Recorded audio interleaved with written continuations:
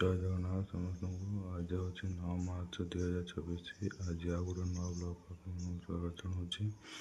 ବର୍ତ୍ତମାନ 8:20 ବାଜିଛି। ମୁଁ ଗୋଟେ ଫାର୍ମକୁ ଆସିଛି, ତାଙ୍କର 60 ପିସ୍ ଲେମ୍ବାଡ଼ ଅଛି, ତ ସେ ଲେମ୍ବାଡ଼ କାଟି ଦେଇକି ତାପରେ ଯିବେ ଏଠି ଆମ ଅଫିସରେ ଗାଧେଇ ପାଧେଇକି ରେଷ୍ଟ କରିବେ।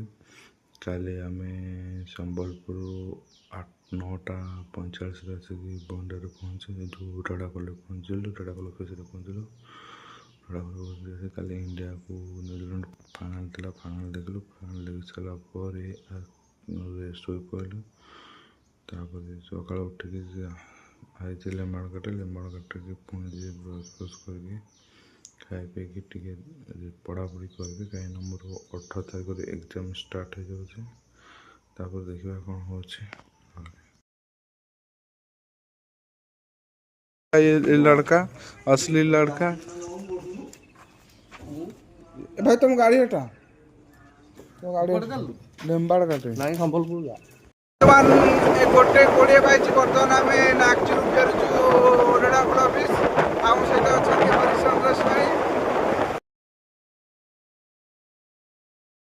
ବର୍ତ୍ତମାନ ଆମେ 40 କିଲୋମିଟର ପଳେଇ ଆସିଲୁଣି, ଆଉ ରହିଲା 37 କିଲୋମିଟର।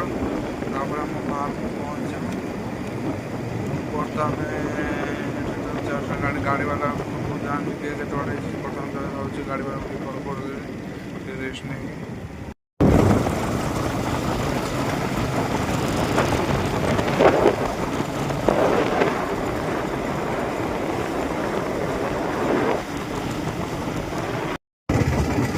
ବର୍ତ୍ତମାନ ମୁଁ 17 କିଲୋମିଟର ପଳାଇଲିଣି, ଆଉ ରହିଲାଣି 7 କିଲୋମିଟର ଫାର୍ମ।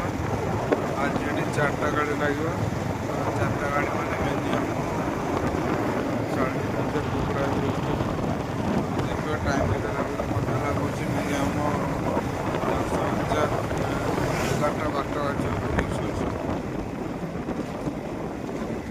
11ଟା 12ଟା ବାଜିଲେ 12ଟା ବାଜି ପୁଣି 65 କିଲୋମିଟର ଗାଡ଼ି ଚଲେଇବି। 65 ଗାଡ଼ି ଚଲେଇବା ମାନେ ମିନିମମ୍ ମୋତେ ଲାଗିବ ଏଇ 11ଟା 11:30 ଗୋଟେ ଦିନ ହେଉଛି ଟାଇମ୍ ଲାଗିବ ରୁମ୍ରେ ପହଞ୍ଚିବା। ଆଉ ଅଳ୍ପ